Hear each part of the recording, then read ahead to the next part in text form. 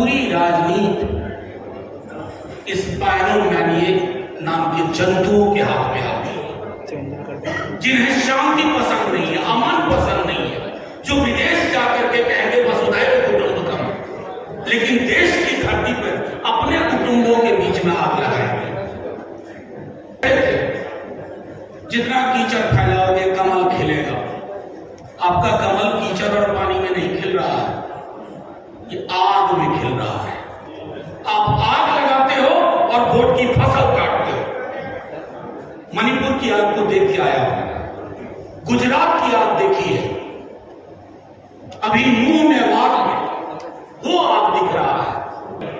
जब तक हमारी राजनीति में इन बाबाओं का प्रेजेंस होगा, सुबह शाम ये बहस हुआ करेगी, तब तक आप वायलेंस फ्री समाज बनाने की कल्पना न करें। ये आप लोग चुनाव से तो ज्यादा ही उम्मीद रखते हैं कि 2024 का चुनाव आ जाएगा तो सारी चीजें बदल जाएंगी।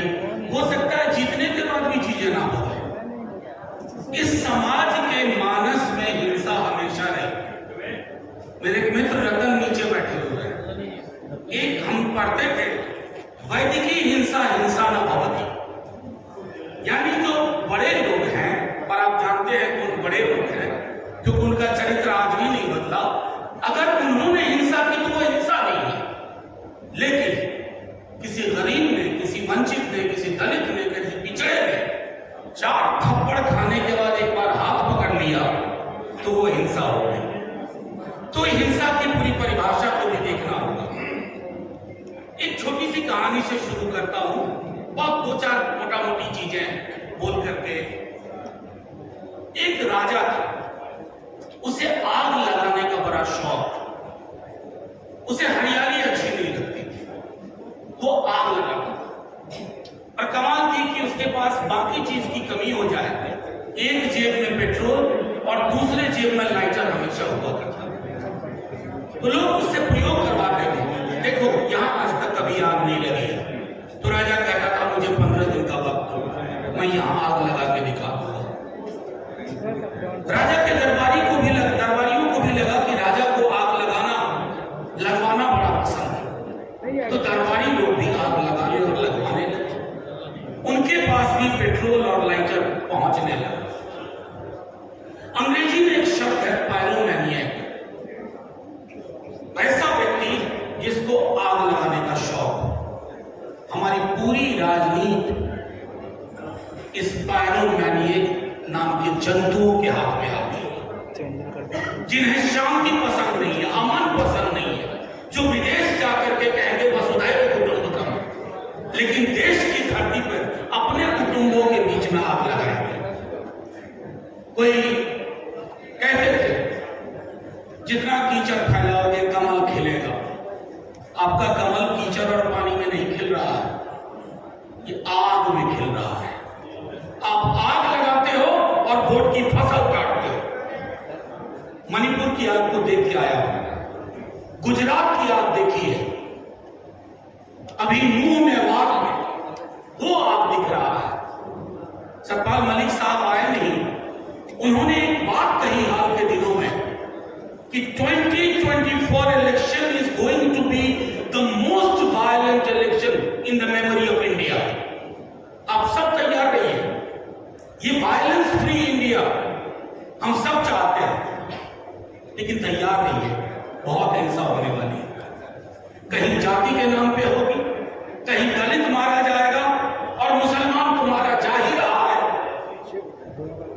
आपकी कोशिश सिर्फ चुनाव जीतना नहीं होना चाहिए। अब क्या करेंगे, एक पार्टी है उस पर थोड़ा भरोसा होता है, वो भी वैसे दिखने लगती है। जब तक हमारी राजनीति में इन बाबाओं का प्रेजेंस होगा, सुबह शाम ये बहस हुआ करेगी, तब तक आप वायलेंस फ्री समाज बनाने की कल्पना न करें। उसको व्यूअरशिप कौन देता है? हमारे आप जैसे ही लोग, हम नहीं, आप नहीं, लेकिन हमारे जैसे लोग, हमारे भाई, हमारे कुटुंब, हमारे दोस्त उसको वैल्यू देते हैं। नतीजे में क्या हासिल हो रहा है? देखिए, हिंसा जो होती है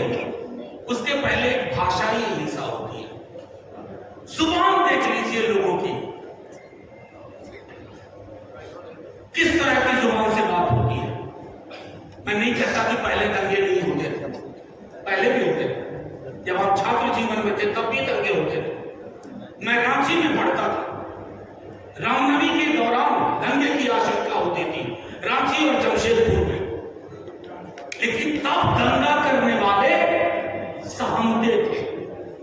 आज दंगा करने वाले को पता है कि मंत्री पद उसके लिए उपलब्ध है, वो दंगा करेगा, उसकी पॉलिटिकल प्रीमियम बढ़ेगी। दंगा और हिंसा हमारे समाज में नॉर्मलाइज हो गई है, ये चिंता का विषय है। जिस दिन उस व्यक्ति चेतन सिंह ने गोलियां मारी ट्रेन के अंदर, मैंने 10 मिनट के अंदर कहा था कि लोग इसको विक्षिप्त बताएंगे, ऐसा हुआ भी। लोगों ने कहा मानसिक रोगी, डिप्रेशन में चल रहा था। आपने करोड़ों की तादाद में ऐसे मानसिक रोगी इस देश में पैदा कर दिए। हमारी कोशिश है कि उनको मानसिक रोग से निकाला जाए, और ये तब तक नहीं होगा जब तक हम लड़ाई अलग अलग लड़ेंगे, कि दलित की लड़ाई अलग, मुसलमानों की लड़ाई अलग, किसानों की लड़ाई अलग, मजदूरों की लड़ाई अलग, स्टूडेंट्स की लड़ाई अलग, शिक्षकों की लड़ाई अलग। ये तो टापू में तनहा रहिएगा तो आग लगाने वाले राजा को और आसानी हो जाएगी। उसे पता है एक तो संभाल लो भी, बाकी संभाल जाएंगे। देखते देखते एक देश की इतनी बड़ी आबादी को इनविजिबलाइज कर दिया गया, अदृश्य कर दिया गया। पॉलिटिकल पार्टीज भी चुप रहना शुरू कर दी, करें यार ये तो ठीक नहीं है, इस पर ज्यादा मत बोलो, वो वोटर नाराज हो जाएंगे। पॉलिटिकल पार्टीज का काम ये भी होता है कि आप एडवोकेट करिए, अपने लोगों को बताइए। असल में दिक्कत हुई है बीते दिनों में, ये जो ब्रांड मेकर्स और आ गए हैं पॉलिटिक्स में, उन्होंने कार्यकर्ताओं को खत्म कर दिया है। अब किसी भी पॉलिटिकल पार्टी को नॉर्मली कार्यकर्ता नहीं चाहिए, वो कहीं विदेश से पढ़ा हुआ कोई एक बंदा आएगा, उसके साथ 15-20 लोगों की टीम होगी और वो पीआर का काम देखेगा। कोई पॉलिटिकल पार्टी हो जो कार्यकर्ताओं की गर्व से निकली है, उस पार्टी में भी कार्यकर्ताओं को उस रूप में नहीं देखा जाता जैसे अब तक। मैं सिर्फ इतना कहूंगा कि साथियों, प्रेस के उद्देश्य, मुझे पता है कि अंग्रेजी में एक कहावत थी, if it bleeds it leads, यानी खून बहता है तो पढ़ा ज्यादा जाता है। प्रिंट के दौर की बात है, लेकिन ये खून आपके दरवाजे तक पहुंच गया, ये मेरे दरवाजे तक पहुंच गया है। कहानी मुसलमान से शुरू हुई थी, अब इस देश में कोई महफूज नहीं है। मणिपुर में वो जो वीडियो आपने देखे होंगे, सोच के देखिएगा एक बार, 1 मिनट के लिए रात में सोते वक्त, ये मेरी बेटी हो, आपकी बेटी हो, मेरी बहन हो, आपकी बहन हो। हिंसा के लिए जब तक आप पराया दृष्टिकोण अपनाएंगे, हम पराया दृष्टिकोण अपनाएंगे कि ये मणिपुर में हो रहा है, ये मेवात में हो रहा है, ये फलाना 1000 साल तक हम पर रूल किए, इसलिए अगर हम बदला ले रहे हैं तो ये सही है। अभी पीछे दिनों बड़े बड़े लोगों को न जाने क्या होता जा रहा है। भाई ने कहा ही, बहन ने बोला संविधान। अब कोई आप सोचते होंगे कि पीएम ने अपने को डिसोसिएट कर लिया कि मेरा आधिकारिक इनका बयान नहीं है। माफ कीजिएगा, ये बड़े उस्ताद लोग हैं, ये इतने उस्ताद हैं कि ठहरे हुए पानी में कंकड़ मारते हैं और देखते हैं लहर कितनी हुई। आज विवेक देबरॉय ने कहा है, पहले आनंद जी ने कहा था, यकीन मानिए 6 महीने के अंदर 3-4 और लोग बोलेंगे तब ये संविधान पुराना हो गया है। जैसे हम नया फर्नीचर खरीदते हैं नए घर के लिए, तो ये जो नया भारत है उसके लिए नया फर्नीचर यानी नया संविधान। उस संविधान नया वाले से होगा क्या? उसमें प्रस्तावना की जगह सेंगोल होगा, और जैसे ही प्रस्तावना की जगह सेंगोल हुआ, हमारी सारी लड़ाइयों की संभावना है खत्म। अब मैं आखिरी टिप्पणी करके, एक मैंने उनके साथ काम भी किया है, बड़े नेता है, बहुत हमेशा मंत्री ही रहे, गुलाम नबी आजाद साहब। अब उन्होंने कहा कि सारे मुसलमान हैं कश्मीर में, फलाना जगह पे सब। ये इतिहास में जाकर के गड्ढा खोदने की का जो काम शुरू हुआ है, एक तरफ तो आप चंद्रमा जा रहे हो, मंगलयान जा रहे हो, और जैसा आपने कहा कि सीवर के डेथ की चिंता नहीं है, लेकिन हाँ मस्जिद घूम करके गड्ढा खोद रहे हो कि कहीं कुछ मिले, ताकि देश की